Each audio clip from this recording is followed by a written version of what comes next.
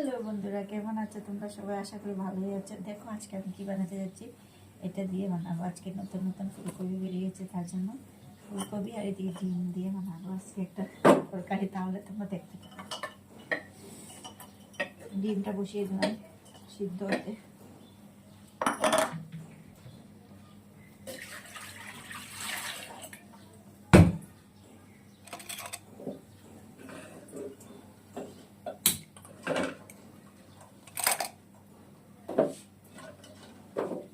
ডিমটা সিদ্ধ হতে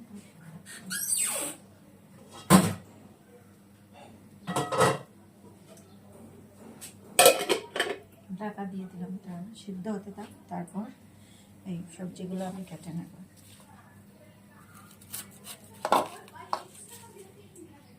ওইগুলো রেখে দেবে, এটা শুকনা শুটকির সাথে খেতে ভালো লাগে।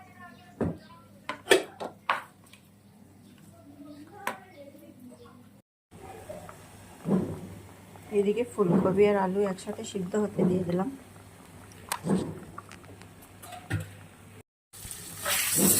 দেখো ডিমগুলো বেজে নিচ্ছি। আমরা ফ্যামিলি মেম্বার 3 জনই, তার জন্য আমি 3টা ডিমই দিই। যারা ঘরে বেশি আছে তারা আরও বেশি নিতে পারে।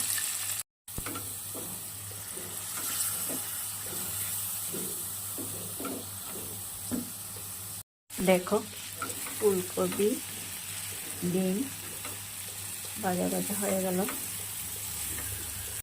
তাহলে দেখো ফুলকপি আর ডিম সাথে 2 টুকরো আলুও দিয়েছি, কি সুন্দর কষানো হয়ে গেছে মশলার সাথে। তারপর এখন দিয়ে দেবো জল একটু।